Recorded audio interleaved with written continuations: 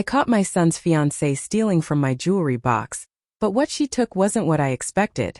The sterling silver frame containing David's photograph seemed heavier than usual as I repositioned it on the dining room table, ensuring it faced the seat where Marcus would sit, assuming he arrived on time, which had become increasingly rare since he'd married Sophia 3 years ago, though I tried not to read too much into these small changes that felt like tremors preceding an earthquake I couldn't quite name. My hands, which had once steadied themselves while handling disciplinary meetings with troubled students during my 30-year career as a high school principal, now trembled slightly as I adjusted the white orchid centerpiece that I'd special ordered from the florist who knew David's preferences, the same florist who had provided arrangements for his funeral 5 years ago when cancer had stolen him from me in what felt like a blink of an eye, leaving me to navigate this family alone. The dining room, with its mahogany furniture that David and I had purchased during our 10th anniversary trip to North Carolina, glowed under the soft light of the chandelier we'd inherited from his mother, a woman who had never quite approved of me, her Chinese-American daughter-in-law who she felt talked too much and laughed too loudly,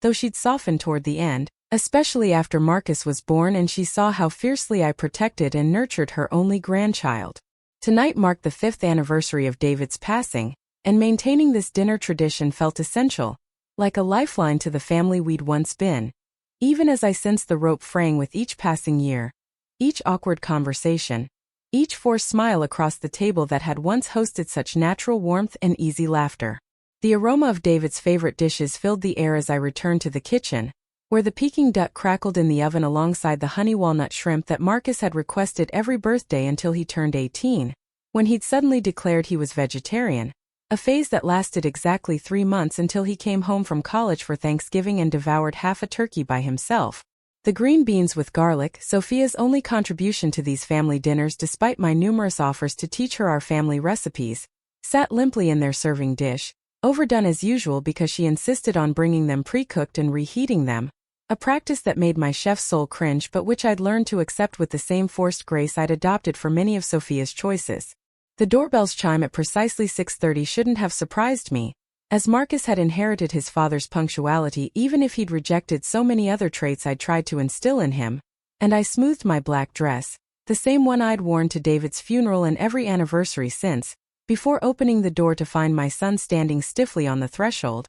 his jaw set in that defensive position I'd been seeing more frequently, while Sophia stood beside him cradling Isabella, my 6-month-old granddaughter whose existence still felt like a miracle I was only allowed to witness from a careful distance. "Mother," Marcus said, the formal address that had replaced Mom sometime in the last 2 years stabbing at my heart like an acupuncture needle finding exactly the wrong pressure point, and I forced my smile wider as I stepped aside to let them enter, noting how Sophia's eyes darted nervously between Marcus and me, her free hand reaching for his arm in what looked like either support or restraint. I couldn't tell which anymore in this choreographed dance we'd all learned to perform. The way Sophia clutched Isabella closer as she passed me in the foyer spoke volumes about tensions I pretended not to notice, even as every maternal instinct screamed at me to reach for my grandchild, to breathe in that sweet baby scent that triggered something primal and aching in my chest. But I'd learned through painful trial and error that asking to hold Isabella too early in the visit would result in Marcus's shoulders tensing and Sophia's polite but firm redirections about the baby needing to settle or just having eaten or any number of excuses that meant the same thing. "You are not fully trusted with our child. The house smells wonderful, Eleanor," Sophia offered, her voice carrying that careful diplomatic tone she'd perfected, the same tone I recognized from my years of dealing with parents who were trying to extract their delinquent children from well-deserved consequences, and I wondered when I'd become someone requiring such careful handling, when the distance between us had grown from a crack to a chasm that required such delicate bridge building with each interaction. "It's all David's favorites," I replied, leading them into the dining room where the table settings gleamed under the chandelier's light, each place setting precisely arranged with the wedding china that would someday go to Marcus, though lately I'd wondered if he'd even want these family heirlooms or if they'd end up in an estate sale, purchased by strangers who wouldn't know the story of how David had surprised me with this set after I'd admired it in a department store window during our lean years when such luxuries seemed impossibly out of reach.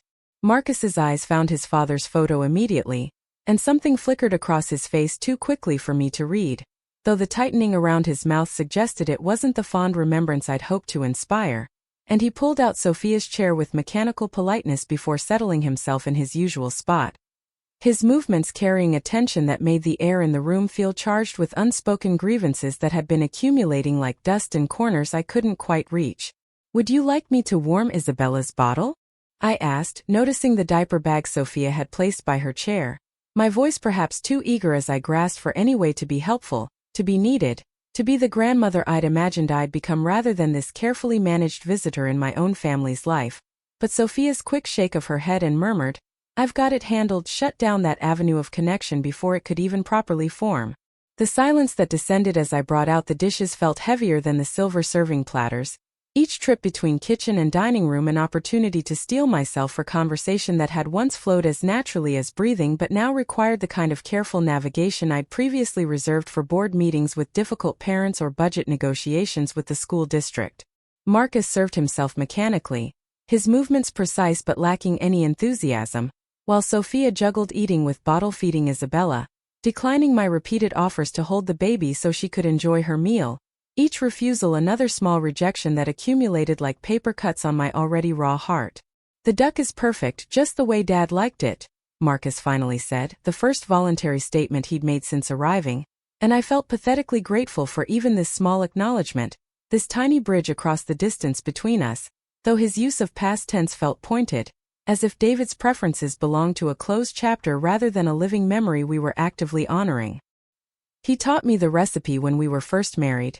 I began, hoping to share one of the warm family stories that used to bind us together, but Marcus's slight flinch made me falter, and I realized with a sick feeling that even our happy memories had become minefields, each one potentially triggering some grievance or remembered slight that I couldn't predict or prevent, leaving me tongue-tied in my own home with my own son. Sophia, ever the peacekeeper, jumped into the conversational void with updates about Isabella's development, her voice bright with the forced cheer of someone trying to prevent a disaster they could sense building like storm clouds on the horizon, and I listened with genuine interest even as I noticed how she carefully edited her stories, leaving out details about doctor visits I hadn't been invited to attend or milestones I'd missed because they'd happened during the increasingly long stretches between our visits. "She's almost sitting up on her own," Sophia said, bouncing Isabella gently on her lap, the baby's dark eyes so like Marcus's at that age that my heart clenched with memories of when he'd been mine to guide and protect, when his hurts were simple enough to heal with band-aids and kisses, before the wounds became invisible and untreatable by maternal remedies. "Marcus was an early sitter too," I offered, unable to stop myself from drawing the parallel even as I saw his jaw tighten. "I remember being so proud when he hit all his milestones ahead of schedule, though of course every child develops at their own pace," I added hastily, trying to forestall the criticism I could see building in his eyes like thunderclouds gathering before a storm. "Not everything has to be a competition, Mother," Marcus said, his voice carrying an edge sharp enough to cut, and the word competition hung in the air between us like an accusation I didn't fully understand but felt in my bones was part of some larger indictment he'd been building against me, brick by brick, grievance by grievance. "I wasn't suggesting," I began, but Sophia's hand on Marcus's arm stopped whatever explosion had been building, and Isabella chose that moment to fuss, providing a distraction that everyone seized upon with relief that was palpable as humidity before a thunderstorm breaks. The rest of the dinner proceeded in fits and starts, conversation limping along like a wounded animal that no one had the mercy to put out of its misery, and I found myself talking too much to fill the silences, each word seeming to irritate Marcus further.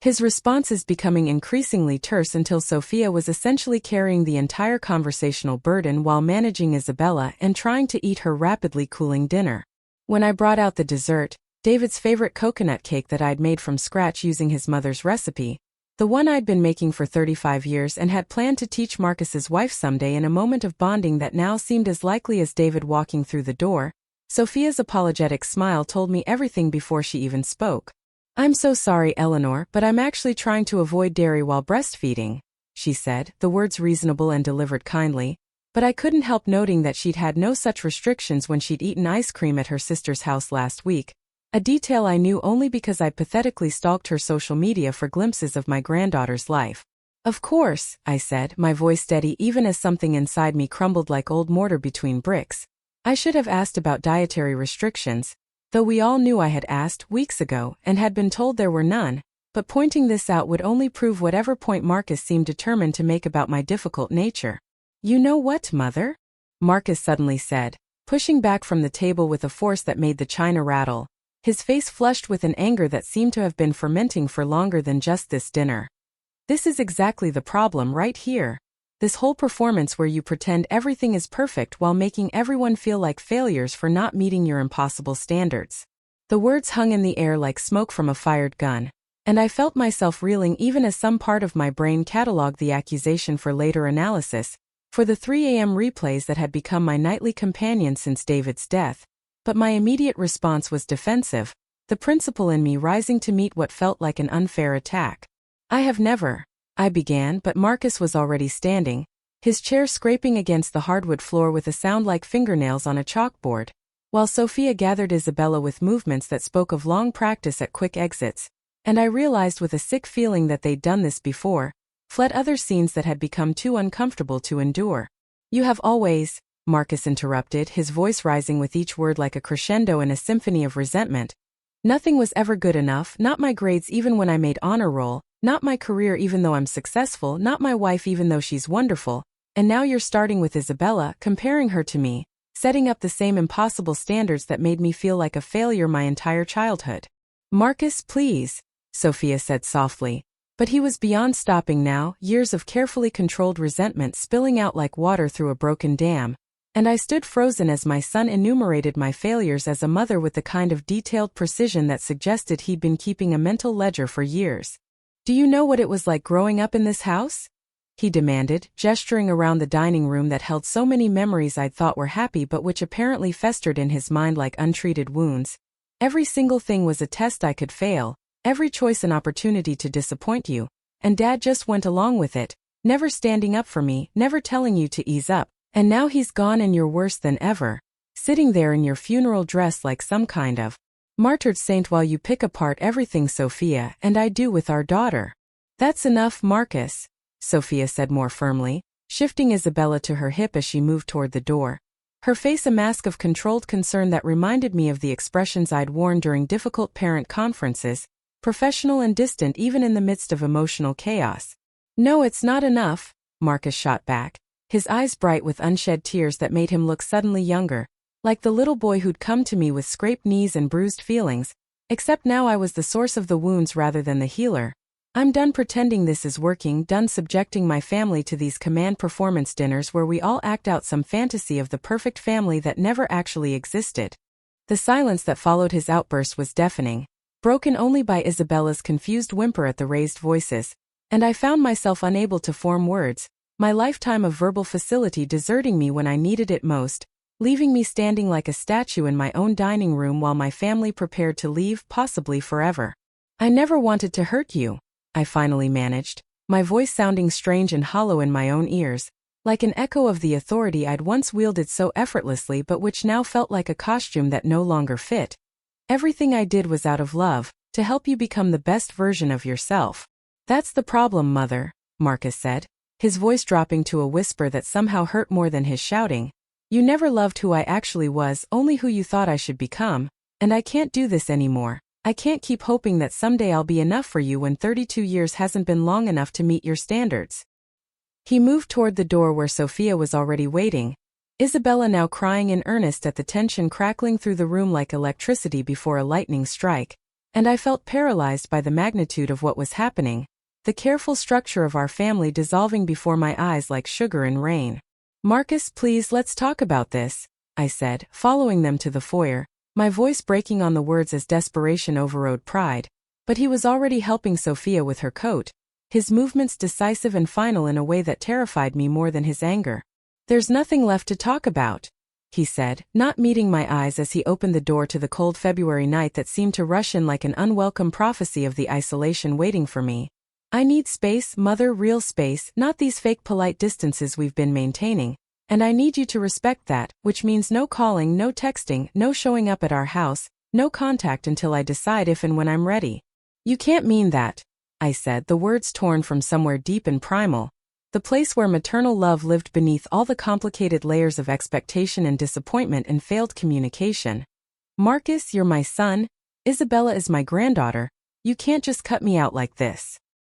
He turned at the threshold, his face illuminated by the porch light in a way that showed every line of exhaustion and pain, and for a moment I saw David in his features so clearly it took my breath away. But when he spoke, the words were purely his own, delivered with a finality that felt like a door slamming on everything I'd thought my life would be. "Watch me," he said, and then they were gone, the sound of their car doors closing and engine starting feeling like the final notes of a requiem for the family we'd once been, leaving me standing in my doorway staring into the darkness that seemed to press in from all sides, wondering how a dinner meant to honor the dead had managed to kill what remained of the living. The morning Sophia's name illuminated my phone screen 3 months after that devastating anniversary dinner. I was sitting at the kitchen table where David and I had shared 28 years of morning coffee, my hands wrapped around a mug that had gone cold while I stared at the empty bird feeder outside the window, too listless to refill it even though the cardinals who visited daily had become my only reliable companions in the silence that had settled over the house like dust on unused furniture. My finger hovered over the accept button for what felt like an eternity but was probably only seconds, my heart performing a complex percussion solo against my ribs as I contemplated whether this call would bring news of illness, accident, or some other tragedy that would compound the loss I'd been grieving every single day since Marcus had fulfilled his promise to cut me from his life with surgical precision. "Eleanor." Sophia's voice came through tentative and careful, like someone testing ice before putting their full weight on it, and I managed a greeting that sounded almost normal despite the tornado of emotions spinning through my chest, hope and fear and desperate longing all tangled together like Christmas lights hastily shoved in a box, impossible to separate without patience I wasn't sure I possessed. "I know Marcus told you not to contact us," she continued quickly, as if afraid I might hang up before she could explain, though hanging up was the furthest thing from my mind as I gripped the phone like a lifeline thrown to someone drowning in an ocean of their own mistakes. "And I want you to know he doesn't know I'm calling, which is probably a betrayal of sorts, but I've been thinking about family and what it means, especially now with Isabella getting bigger every day, and I couldn't shake the feeling that we're all losing something precious in this silence." The words tumbled through the phone like water through a broken dam, and I found myself sliding down the kitchen cabinet until I was sitting on the floor, the cool tile against my legs grounding me in reality even as my mind spun with the implications of this unexpected contact. This tiny crack in the wall Marcus had built between us that might, if I was very careful, become a door. "Is everything all right?" I asked, the mother in me immediately fearing the worst even as I hoped for the best, and Sophia's soft laugh carried a note of understanding that made my eyes burn with tears I'd become expert at suppressing, having learned that crying alone only led to headaches and swollen eyes that reminded me how pathetic I'd become. "Everything's fine, Eleanor, or at least as fine as it can be when a family is fractured," she said, and I could hear Isabella babbling in the background, those sweet baby sounds that I'd been denied for 3 months feeling like music after a long silence. "But I've been watching Marcus, and fine isn't the word I'd use to describe him. Not when he gets quiet every Sunday around dinner time, not when he stares at his phone like he's waiting for something, not when Isabella does something new, and his first instinct is to reach for his phone before remembering and putting it away." My throat constricted with emotions I couldn't name, relief and pain twisted together like strands of DNA, inseparable and essential, and I pressed my free hand against my chest as if I could physically hold my heart together while Sophia continued talking,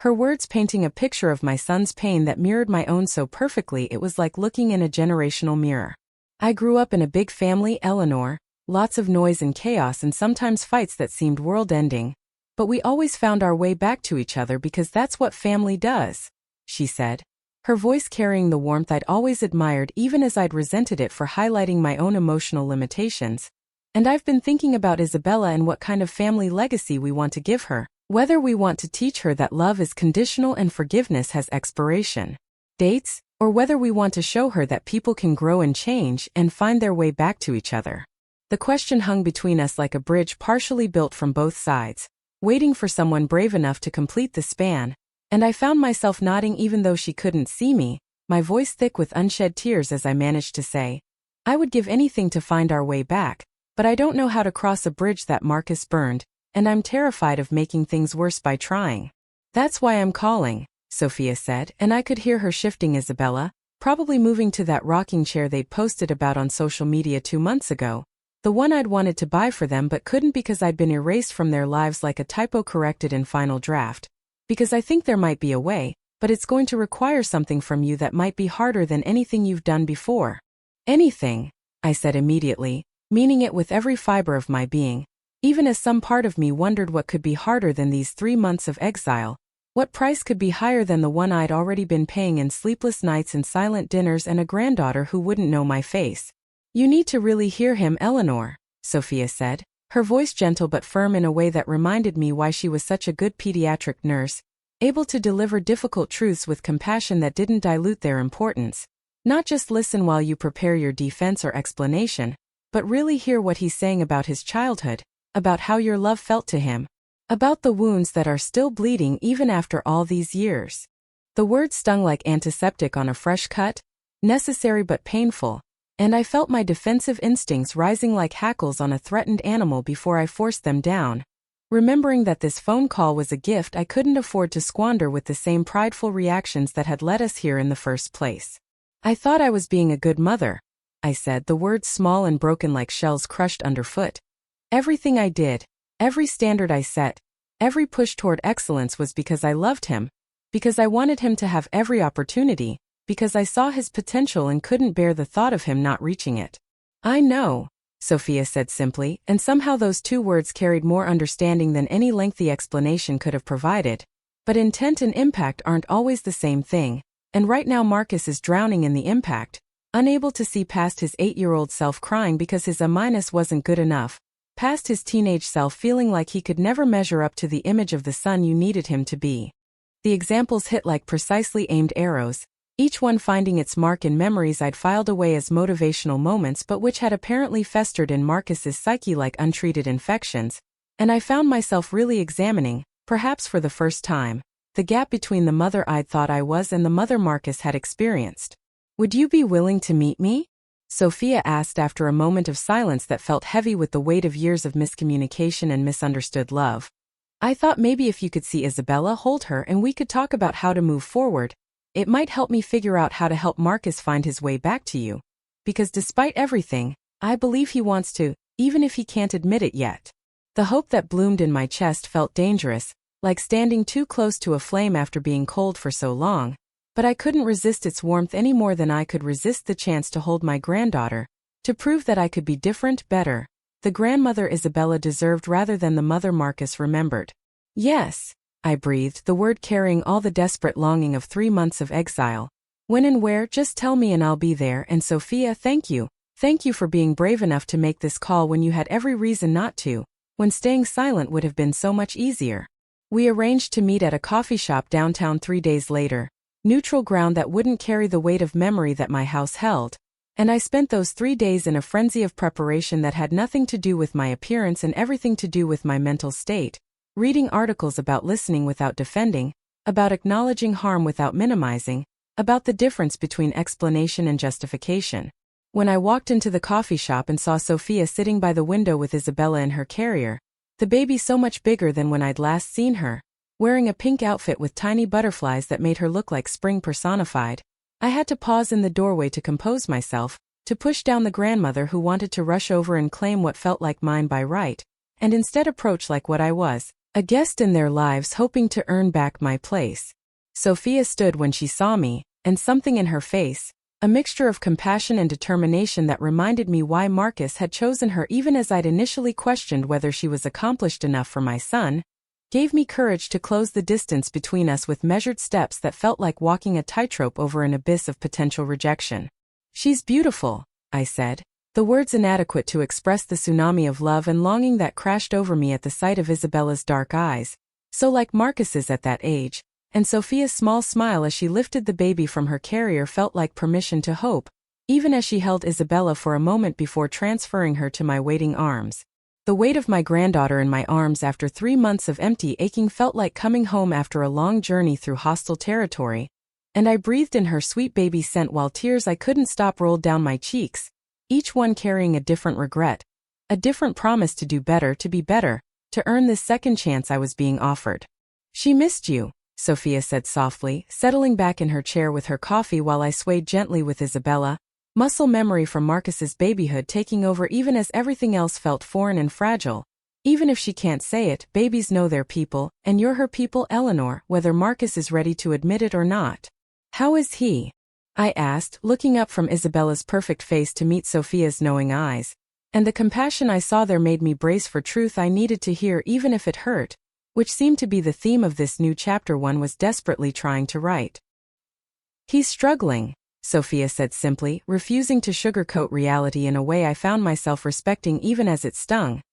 He goes to therapy every week, trying to untangle all the complicated feelings about you, about his childhood, about the standards he still holds himself to even though intellectually he knows they're unrealistic, and some days are better than others, but I can see the effort it's taking to maintain this distance when part of him wants to call you every time Isabella does. Something new. I wrote him letters, I admitted, the words tumbling out like confession to a priest.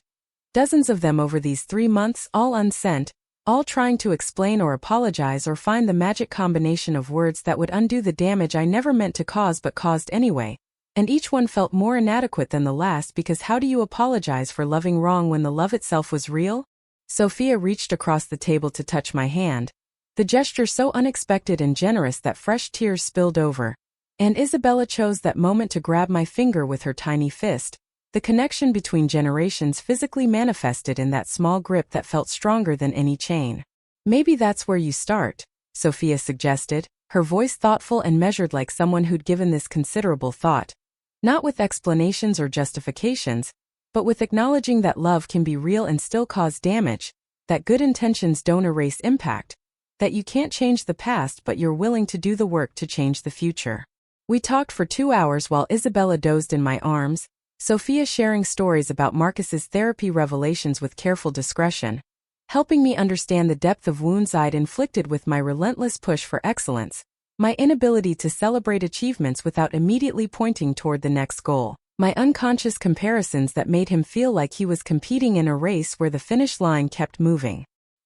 He told his therapist that he felt like he was never enough, Sophia said, her voice gentle but the words sharp as surgical instruments, that every accomplishment was just a stepping stone to the next expectation, that your love felt conditional on his performance, and even though he knows intellectually that you love him, that knowledge lives in his head while the feeling of not being enough lives in his body, in his nervous system, in the way he still flinches when someone critiques his work. The portrait she painted of my son's inner landscape was devastating in its clarity, showing me angles of pain I'd been blind to, probably because acknowledging them would have required admitting my own failures, my own limitations, my own humanity in a way that the principal in me, the authority figure, the mother who needed to have all the answers, had never been able to do. I want to fix this, I said, my voice raw with emotion as Isabella stirred in my arms, making small sounds that Sophia assured me were normal sleep noises, though I found myself analyzing them anyway, old habits dying hard even in my reformed state.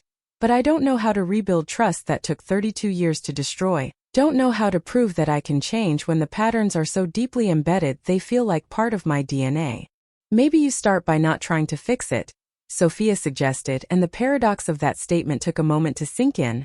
Maybe you start by sitting with the discomfort of broken things, by respecting Marcus's timeline instead of imposing your own, by doing your own work in therapy to understand why you needed him to be perfect, what fears or insecurities drove that relentless push for achievement. The suggestion that I might benefit from therapy felt like another small blow to my ego, the part of me that had always been the helper, never the one needing help, but I nodded, understanding that this was part of the price of readmission to my family's life, and a small price at that compared to what I'd already lost. I'll do whatever it takes, I said, meaning it with every cell in my body as I reluctantly prepared to hand Isabella back, knowing our time was ending but grateful beyond words for what I'd been given.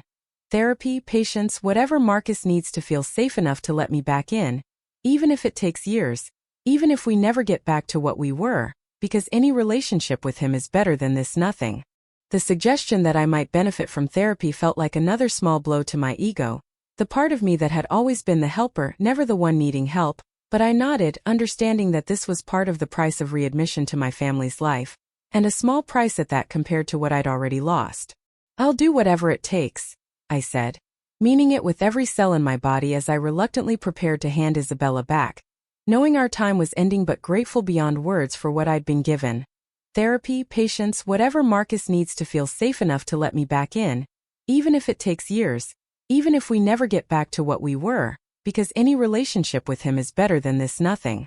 Sophia took Isabella with practiced ease, settling her back in the carrier while I felt the absence like a physical ache, phantom baby weight in empty arms, but she surprised me by saying, "I'm going to talk to Marcus about today, not the details but the fact that we met, that you held Isabella, that you're willing to do the work, and we'll see what happens because I believe in redemption, Eleanor, in the possibility of change, in families finding new shapes that honor everyone's needs better than the old patterns ever could." As we prepared to leave, Sophia turned back with Isabella carrier in hand and said something that would echo in my mind for weeks to come. "You know, Eleanor, Marcus is a wonderful father, patient and attentive and so careful to celebrate Isabella for who she is rather than who he thinks she should be. And I think he learned that by experiencing its opposite, by knowing firsthand how it feels to be loved for your potential rather than your reality. So maybe in a strange way your mistakes are helping him be better for Isabella, breaking the cycle even if it broke his relationship with you in the process." The bittersweet truth of that observation followed me home to my empty house,